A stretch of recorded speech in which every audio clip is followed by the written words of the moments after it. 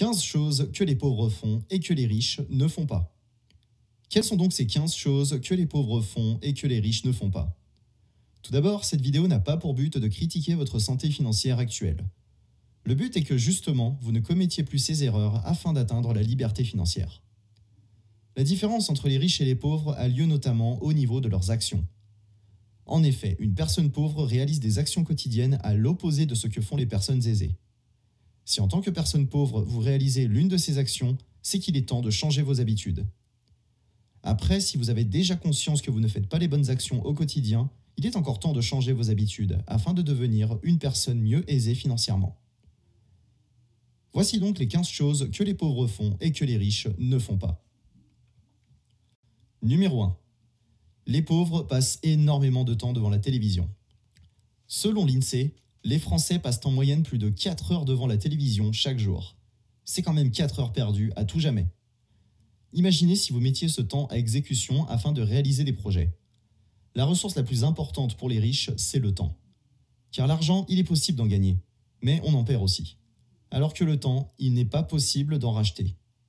Une fois qu'il est perdu, à tout jamais. Je trouve cela assez étonnant de voir à quel point des milliers de personnes perdent autant de temps à regarder des émissions qui ne leur apportent aucune valeur. Je parle notamment des journaux télévisés, où l'on vous transmet que des actualités négatives qui déteignent considérablement sur votre morale. De plus, arrêtez de regarder les réseaux sociaux des influenceurs français qui ne vous apportent aucune valeur, à part de savoir que tel ou un tel s'est procuré la dernière Lamborghini. Leur but est que justement vous perdiez votre temps à regarder leur journée idyllique entre voyages de rêve, vêtements de luxe et voitures de sport. Une personne riche ne regardera jamais ce genre d'émission, mais elle va plutôt passer à l'action pour créer des projets afin d'avoir une vie financière pleine de succès. Après, il n'y a rien de mal à regarder la télé de temps en temps pour déconnecter ou se ressourcer. Il faut juste ne pas en abuser. Numéro 2. Les gens pauvres vont au fast-food. L'alimentation est le carburant qui fait fonctionner le corps et le cerveau. Si vous lui donnez du mauvais carburant, vous n'irez pas bien loin. Lorsque vous vous rendez dans un fast-food, vous donnez à votre cerveau de grandes quantités de graisse et de sucre en abondance qui n'ont aucune valeur nutritive, à part celle de vous détruire littéralement des neurones. En effet, selon une étude de la part des chercheurs australiens à la prestigieuse université de Sydney, le simple fait de manger fast-food pendant 4 jours peut altérer la partie hippocampe du cerveau. Cette partie gère tout ce qui a trait à la mémoire, à l'apprentissage et à la capacité à réguler votre appétit. Par conséquent, les pauvres ne sont pas à 100% de leur forme intellectuelle et leur potentiel est en quelque sorte gâché. Ainsi, tous les aspects de votre vie sont directement affectés. Vous souffrirez que ce soit physiquement ou mentalement. Les riches savent qu'ils ont besoin d'apprendre continuellement et donc la mémoire est un outil important pour eux. Le but est de devenir riche en ayant une bonne santé, car sans la santé, vous ne pourrez plus rien faire. Numéro 3. Les pauvres achètent des vêtements ou des produits pour impressionner les autres. Le but n'est pas d'avoir le dernier iPhone, mais le but est d'acheter des actions d'Apple afin de vous enrichir sur le long terme. Les riches ont compris qu'il faut se priver au court terme pour en bénéficier sur du long terme. Les pauvres vont acheter des vêtements de luxe ou le dernier iPhone pour avoir l'impression d'être riches, alors que les riches vont se procurer des vêtements de marques plus courantes afin de toujours pouvoir investir avec le reste. Les riches vont préférer investir dans l'entreprise qui confectionne le produit, plutôt que d'acheter le produit. Ils sont passés d'une logique de consommateur à une logique de producteur. Et dans notre monde moderne, ce sont les producteurs qui s'enrichissent. Si vous devez vous acheter des vêtements ou des produits, attendez les soldes pour faire un maximum d'économies. Arrêtez de payer le prix fort pour vos objets. Numéro 4. Le fait de croire que l'on sait tout sur tout. Comme dit précédemment, les pauvres passent énormément de temps devant la télévision, ce qui ne leur apporte rien en matière de valeur ajoutée. Alors que les riches vont passer beaucoup de temps à s'instruire dans un domaine ou une thématique. Les riches ont compris que la richesse vient des connaissances engrangées, d'où l'importance de se former au quotidien. Généralement, les connaissances tournent autour de thématiques comme la finance, le business, l'investissement. Ainsi, si vous passez le plus clair de votre temps à vous réveiller tard, à rester assis dans votre canapé et à regarder la télévision, votre santé financière s'empirera dans les années à venir. Si tel est votre cas, il est toujours possible de changer ses habitudes. Mais pour cela, il faut le vouloir et être discipliné au quotidien. Par conséquent, faites comme les personnes riches et efforcez-vous de travailler sur vos connaissances. Votre porte-monnaie vous en remerciera par la suite. N'oubliez pas que votre ressource la plus précieuse est le temps. Numéro 5. La pratique d'une activité sportive au quotidien. Alors tout d'abord, je tiens à vous rassurer, il ne s'agit pas de devenir un athlète professionnel, mais d'avoir une activité physique régulière. Ce que les riches ont compris par le biais du sport, c'est que ce dernier augmente la productivité et ce n'est pas moi qui le dis mais une étude scientifique. En effet, les études tendent à le penser, et notamment celle du cabinet Goodwill Management qui, en 2016, publiait les résultats d'un travail mené auprès de salariés français. Je cite « Selon les résultats, la pratique d'une activité sportive régulière, aller au bureau à vélo par exemple, participerait à réduire le niveau de stress et créer une sensation de sérénité. » Et c'est un cercle vertueux, puisque cette même étude remarquait que le niveau d'engagement, de plénitude et de motivation augmentait si la pratique de l'activité sportive était régulière et intense. Après, vous devez juste trouver un sport qui fasse sens pour vous, car si vous en choisissez un au hasard, jamais vous ne tiendrez sur le long terme, car vous allez vous décourager rapidement. De même pour le début. Si vous n'avez pas fait de sport depuis longtemps, ne vous fixez pas une séance de 2 heures directement. Préconisez peut-être déjà 30 minutes et ensuite, au fur et à mesure des semaines, augmentez le temps de la séance. De plus, au lieu de regarder la télé pendant 1 heure, pourquoi ne pas en profiter pour faire 1 heure de sport? Numéro 6. Attention à votre hygiène. Je sais par avance que ce critère va en faire jaser plus d'un parmi vous. À tort ou à raison, n'oubliez pas que c'est toujours la première impression qui compte. Pour devenir riche, vous allez devoir vous créer un réseau et vous entourer de personnes aisées. Du coup, si vous négligez l'hygiène, il se peut que cela bloque pour créer des relations professionnelles. Et donc, vous aurez moins de succès comparé à celles et ceux qui font attention à leur hygiène. La plupart des emplois aujourd'hui sont des emplois tertiaires, donc des emplois dans le secteur des services, là où le contact humain est indispensable dans les échanges. Ce qui reflète de ce constat, c'est que les personnes auront tendance à moins vous accorder leur confiance. Par conséquent, il va être très dur de se créer un réseau si les personnes ne veulent pas passer de temps avec vous. Rien de tel qu'une bonne douche matinale pour écarter tout soupçon. Numéro 7. Les riches prennent la faute sur eux. Les pauvres trouvent toujours un coupable. Il n'y a qu'à vérifier au sein de votre famille et vous verrez que c'est absolument vrai. Je dois dire d'ailleurs que j'ai été moi-même surpris de ce constat. En effet, combien de fois vous entendrez par jour ce genre de remarques? C'est la faute de la crise, c'est pas ma faute, c'est la société qui est comme ça, c'est pas ma faute, j'ai écouté mon banquier. Lorsque quelque chose de mal arrive, les pauvres ne vont jamais se remettre en question comparé aux riches. Les riches vont étudier leurs échecs afin de ne plus commettre les mêmes erreurs par la suite. Le riche va prendre cet échec pour repartir à nouveau en selle. Un riche sait qu'il est responsable de sa propre vie. Un riche sait qu'il est responsable de ses relations, de ses actions, de sa santé, de ses échecs, de ses réussites. Il y a d'ailleurs une statistique que ressortent tous les riches à ce sujet qui est, je cite, « Tu contrôles 98% des choses qui t'arrivent dans la vie. Le reste est imprévisible. » Par exemple, le Covid est imprévisible, donc quelque part tu ne peux pas le contrôler. Par contre, tes finances personnelles et ton budget, ça tu peux le contrôler. Afin de ne plus tomber dans ce piège, je me rappelle toujours de la citation de Rocky. Je vais te dire un truc que tu sais déjà. Le soleil, les arcs-en-ciel, c'est pas le monde. Il y a de vraies tempêtes, de lourdes épreuves aussi grand et fort que tu sois, la vie te mettra à genoux et te laissera comme ça en permanence si tu la laisses faire. Toi, moi, n'importe qui, personne ne frappe aussi fort que la vie. C'est pas d'être un bon cogneur qui compte. L'important, c'est de se faire cogner et d'aller quand même de l'avant. C'est de pouvoir encaisser sans jamais flancher. C'est comme ça qu'on gagne. Si t'es sûr de ce que tu vaux, faut tout essayer pour l'obtenir. Mais accepter aussi qu'il y ait de la casse. Au lieu de montrer le voisin du doigt en disant « j'ai tout raté dans la vie à cause de lui, ou d'elle, ou de je sais pas qui », ça c'est des trucs de trouillard, et t'en es pas un toi. Tu vaux mieux que ça. Je t'aimerai toujours, quoi que tu fasses comme choix. Je t'aimerai quoi qu'il se passe. T'es mon fils, ce que j'ai de plus précieux. La meilleure chose qui me soit arrivée, mais tant que tu ne croiras pas en toi, en tes rêves, ta vie ne sera pas une vie. Numéro 8. Les pauvres n'ont d'épargne de précaution. Une épargne de précaution est une somme assez conséquente que vous devez mettre de côté afin de subvenir aux besoins de votre famille en cas de choses graves que la vie nous impose. Du coup, une personne riche va anticiper le fait que des événements peuvent interférer dans sa vie et il a de l'argent de côté, qu'il peut utiliser très rapidement. Généralement, dans le monde des finances personnelles, on préconise d'avoir 6 mois à 12 mois de salaire de côté afin d'y avoir recours, lors de coups durs de la vie. De plus, le simple fait d'avoir de l'argent de côté est quelque chose qui rassure énormément n'importe qui. Je prends toujours cet exemple. On vous annonce à vous et à une autre personne à côté de vous que l'un de vos parents a un cancer et qu'il faut tout de suite verser 6 000 € afin de lui offrir les meilleurs soins.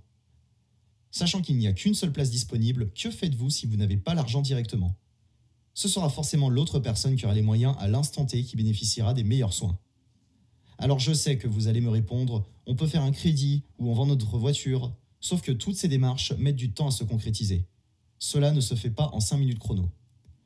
Du coup, si à l'heure actuelle vous n'avez pas d'argent de côté, c'est peut-être le bon moment d'y penser. Pour cela, tous les mois, vous vous faites un virement automatique de 5 à 10% de vos revenus que vous mettez de côté sur un livret par exemple. Comme c'est illiquide, vous y avez accès rapidement. Vous me remercierez plus tard. Numéro 9. Les pauvres achètent à crédit des passifs. L'une des principales différences se situe au niveau du crédit. Un riche va se procurer des actifs à crédit alors que le pauvre va se procurer des passifs à crédit. Pour celles et ceux d'entre vous qui ne connaissent pas la différence, un actif est quelque chose qui va vous rapporter de l'argent comme l'immobilier, la bourse, les investissements alternatifs. Alors qu'un passif est quelque chose qui fait sortir de l'argent de votre poche. La règle est pourtant simple et basique. Vous ne devez contracter un prêt que pour vous procurer un bien qui doit vous rapporter un retour sur investissement. Si ce n'est pas le cas, alors ne contractez pas de crédit. Vous devez en effet utiliser l'effet levier juste pour un investissement. La pire chose à faire est d'acheter sa voiture à crédit, car une voiture est un bien qui se déprécie avec le temps. Oubliez également la TV ou les appareils électroménagers à crédit, pareil pour les crédits de consommation. En revanche, profitez d'un crédit pour vous procurer un bien immobilier locatif, par exemple. Numéro 10. Les personnes pauvres ont des enfants plus tôt dans leur vie. Le fait de donner vie à des enfants est une responsabilité financière en plus. Nous voulons tous donner le meilleur à nos enfants, alors autant qu'ils soient élevés dans de bonnes conditions. Et quand je dis bonnes conditions, cela ne veut pas dire avoir une Ferrari 488 Pista à 18 ans. Si vous pouvez, tant mieux. Mais ce n'est pas ce que je préconise. Le but est d'élever un enfant dans un bon environnement et avec des bonnes conditions de vie pour que votre enfant s'épanouisse au quotidien. Si vous avez un enfant très jeune et que financièrement vous êtes toujours dans la zone rouge, votre situation ne fera qu'empirer par la suite. Et ceci, les riches l'ont bien compris. Ils attendent d'avoir une situation financière stable avant de se projeter à avoir des enfants. Et quand je dis financièrement stable, je parle d'avoir plusieurs sources de revenus et ne pas se contenter que d'une. Numéro 11. Les pauvres ne se préoccupent pas de leur santé. J'ai déjà évoqué le thème de la santé au niveau de la nourriture au début de la vidéo. Mais ici, je veux vraiment vous faire comprendre qu'il n'y a pas que l'alimentation qui compte. D'ailleurs, cette partie est intimement liée à l'épargne de précaution préconisée dans la différence numéro 8. Imaginons que les médecins détectent la présence d'une cellule cancéreuse dans votre corps, voire carrément d'un cancer ou tout simplement d'une maladie difficile à soigner. Mais qu'il est déjà trop tard. Alors que les riches vont faire des contrôles assez souvent afin de détecter le moindre pépin. Ainsi, si le moindre signe anormal est détecté, il sera détecté à un stade prématuré et pourrait être mieux traité et rapidement. Surtout si vous avez une épargne de précaution disponible. Par conséquent, n'hésitez pas à faire des contrôles régulièrement. Numéro 12. Les pauvres dépensent leur argent avant de l'obtenir. L'un des plus gros dangers dans la gestion de son budget est de dépenser l'argent que l'on n'a pas dans des objets qui ont très peu d'utilité, souvent surtout à base de prêts à la consommation. Si vous reproduisez ce schéma, à coup sûr, vous resterez dans la rat race toute votre vie. Car toute votre vie, vous passerez votre temps à devoir travailler pour rembourser vos crédits. Et le jour où vous perdez votre emploi, c'est là que les choses commencent à se gâter. Les riches ne se procurent des biens que lorsqu'ils ont le cash à disposition par le biais de plusieurs sources de revenus. Les riches s'achètent des véhicules de luxe en cash. Ils ne contractent pas de crédit pour un bien passif. Une fois que vous aurez le cash à disposition, à ce moment précis, vous pourrez vous procurer le bien dont vous voulez faire l'acquisition. Numéro 13. La puissance de l'entourage. Est-ce que vous connaissez l'adage « tu es la moyenne des 5 personnes que tu côtoies ». Si tu côtoies que des pauvres, tu resteras pauvre toute ta vie. En effet, si tu passes le plus clair de ton temps avec des personnes qui gèrent mal leurs finances ou qui sont pauvres, tu adopteras le même comportement. Si vous voulez devenir riche, vous avez besoin de vous entourer de personnes qui vous inspirent au quotidien et qui vous motivent à vous surpasser. Entourez-vous de personnes qui ont réalisé des choses incroyables. Au final, n'ayez pas peur de découvrir des nouvelles personnes dont vous voulez devenir. Changez complètement votre entourage et rencontrez des personnes inspirantes. Éloignez-vous des personnes toxiques. Sinon, votre potentiel ne sera jamais dévoilé. Numéro 14. Naître pauvre est une réalité, mourir pauvre est un choix. Lors de votre naissance, vous ne pouvez pas choisir vos parents, votre entourage, votre lieu de naissance, vos qualités, vos défauts, votre richesse. Bref, cela fait partie des 2% de choses que vous ne pouvez pas contrôler si l'on se réfère à la différence numéro 7. En revanche, ce que vous pouvez contrôler, c'est le nombre d'heures que vous êtes prêt à passer à consacrer tous vos rêves. Investissez en vous, développez des projets, investissez dans des actifs et vous finirez votre vie comme une personne aisée. Alors après, je sais que vous allez me dire, selon les statistiques de l'INSEE, 25% des entreprises échouent dans les 2 premières années et 49,5% échouent dans les 5 premières années. Ce taux d'échec est encore plus élevé pour les startups. On parle de 80% d'échecs. C'est vrai, c'est un fait. Mais personne n'a dit que pour arriver à devenir riche, la route est toute droite. Il va y avoir des épreuves, des échecs, des réussites. Mais si au final vous persévérez dans cette voie, alors vous serez fier de votre parcours. Permettez-moi de vous poser une question. Savez-vous combien d'entreprises échouent parce qu'elles n'ont jamais démarré? Je vous laisse méditer sur cette réflexion. Alors au final, certains vont tout faire pour atteindre leurs rêves afin de devenir riches et d'autres ne vont pas utiliser ce temps à bon escient et vont finir leur vie comme pauvres. J'espère que vous appartiendrez à la bonne catégorie de personnes. Numéro 15. Les pauvres pensent qu'ils doivent se faire aider un maximum. Sachez une chose essentielle, personne ne vous doit rien. Vous êtes tout seul et vous êtes responsable de vos propres choix. Quand vous êtes jeune, on vous fait croire que vous êtes une personne unique et spéciale. Mais une fois que l'on entre dans le monde du business, la réalité vous rattrape et rapidement. Les échecs sont plus nombreux que l'on pourrait le croire. Le monde dans lequel nous évoluons au quotidien ne récompense que les meilleurs des meilleurs, ceux qui n'abandonnent jamais et qui continuent à apprendre et à s'adapter aux différents changements. Les pauvres pensent que les riches ont plus de chance, mais la réalité est tout autre. Les riches ont provoqué leur chance. Ils ont pris de grandes actions, ont eu de nombreux échecs et ont continué à persévérer. C'est cette différence qui fera de vous une personne riche financièrement. Personne ne viendra résoudre vos problèmes à votre place. C'est à vous de vous engager à prendre continuellement de bonnes actions qui, sur le long terme, vous apportera une grande richesse. En conclusion de cette vidéo, j'espère de tout cœur qu'elle vous permettra de vous rendre compte de vos erreurs. Le but de cette vidéo n'est pas de dénigrer les pauvres, mais de vous faire comprendre l'importance de s'améliorer au quotidien en devenant un individu encore meilleur que la veille. Si vous faites l'une de ces erreurs, il est encore temps de la gommer. Il n'est jamais trop tard. N'hésitez pas à me dire en commentaire quelles erreurs vous commettez en permanence. N'hésitez pas également à me dire en commentaire le ou les conseils que vous ajouteriez à cette liste exhaustive. Je posterai le meilleur conseil en commentaire épinglé de cette vidéo. En cadeau, pour les plus déterminés d'entre vous à devenir une personne riche, dans la barre de description de cette vidéo, vous trouverez un nouveau guide gratuit au contenant 100% secret pour faire de vous une personne riche financièrement.